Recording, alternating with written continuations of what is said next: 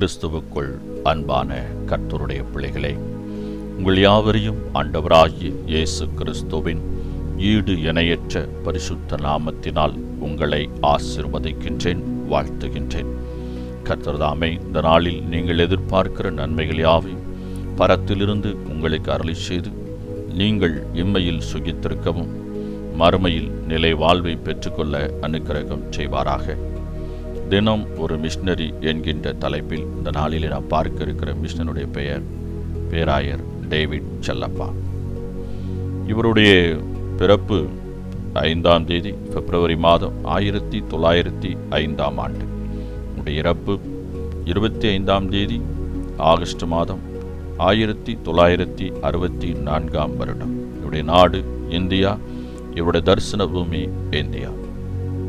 தூய பவுல் பள்ளி இது சென்னையில் உள்ளது. இதன் தலைமை ஆசிரியராக 18 ஆண்டுகள் பொறுப்பேற்று நடத்திய பின் பேராயராக தென்னிந்திய திருச்சபையை நடத்தியவரே இந்த டேவிட் செல்லப்பா அவர்கள். தலைமை ஆசிரியராக பணியாற்றிய காலம் ஒரு முறை பள்ளி தமிழ் இலக்கிய மன்ற சிறப்பு நிகழ்ச்சி ஒழுங்கு செய்யப்பட்டது. கல்வித்துறை அமைச்சர் சிறப்பு விருந்தினராக அழைக்கப்பட்டிருந்தார். விழா தொடங்க வேண்டிய நேரத்தில் அமைச்சர் வருகை தரவில்லை. எனவே பொறுமையுடன் காத்திருந்த மாணவர்கள் வீட்டிற்கு அனுப்பப்பட்டனர். காலம் கடந்து வந்த அமைச்சருக்கு செய்தி அறிவிக்கப்பட்டது. அமைச்சர் திரும்பி சென்று விட்டார். உடனடியாக அரசு உதவித்தொகை நிறுத்தப்பட்ட செய்தி ஆணையாக வந்தது. டேவிட் செல்லப்பா இதனை கண்டு மனம் தளரவில்லை. உடனே விளக்கம் ஒன்றை அனுப்பி வைத்தார். காலம் தவறாமை போதிக்கின்ற நாங்கள் பிள்ளைகளுக்கு முன்மாதிரியாக இருக்க வேண்டிய அவசியத்தை அந்த கடிதத்தில் உணர்த்தினார். அமைச்சர் தன் தவறை உணர்ந்தவராக நிறுத்தப்பட்ட உதவித்தொகையை வழங்கியதோடு அடுத்த ஆண்டு நடைபெற்ற இலக்கிய மன்ற நிகழ்ச்சியில் சரியான நேரத்தில் கலந்து கொண்டார். பேராயர் செல்லப்பா அவர்கள் பேணி காத்தவை ஒழுக்கம், காலம் தவறாமை எனும் இரு பண்புகளாகும். திருச்சபைகளில் இவைகளை திறம்பட வலியுறுத்தினார். பணிகளில் நேர்மையுடனும் உண்மையுடனும் கடமையாக பணியாற்றுகிறவர்களை தன் நண்பராக அவர்களை வீட்டிற்கு அழைத்து வந்து அவர்களை உபசரித்தார். சென்னை பேராயத்தின் சிறந்த பேராயராக விளங்கிய இவர் சிறந்த செயல் வீரர். அவருடைய எழுத்தாற்றலும் பேச்சாற்றலும் சிறப்பு பெற்றவையாகும். அன்பானவர்களே, கடமையும் காலம் தவறாமையும் உங்களிடம் உள்ளதா? அன்பான கர்த்தருடைய பிள்ளைகளை, இந்த பேராயர் டேவிட் செல்லப்பா இடம் 2 குணாதிசயங்களை நாம் பார்க்கின்றோம். ஒன்று, அவர் ஒழுக்கமாக வாழ்ந்தவர். இன்னொன்று, காலம் தவறாமையை கடைபிடித்தவர்.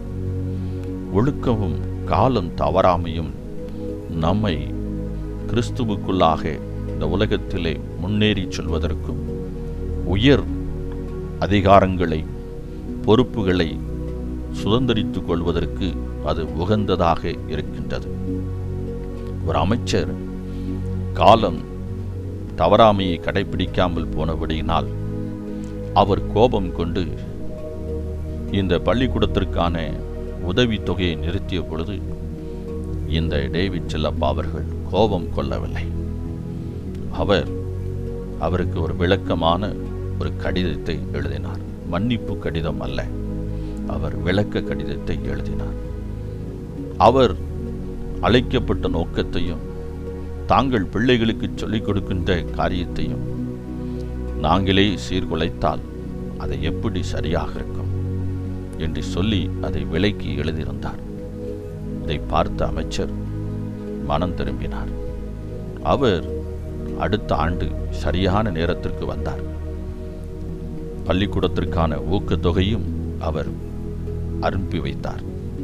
எனக்கு அருமையான கர்த்தருடைய பிள்ளைகளை, காலம் தவறாமையும் ஒழுக்கமும் நம் வாழ்வில் மேன்மையை கொண்டு வரும்.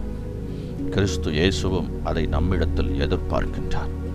எல்லா காரியத்திலையும் ஒழுக்கமாக காலம் தவறாமையாக நாம் காணப்படுவோம். அப்பொழுது கிறிஸ்துவனுடைய ஆசீர்வாதத்தை நாம் பரிபூர்ணமாக பெற்றுக்கொள்ள முடியும். கர்த்தர் தாமே உங்களை ஆசீர்வதிப்பாராக.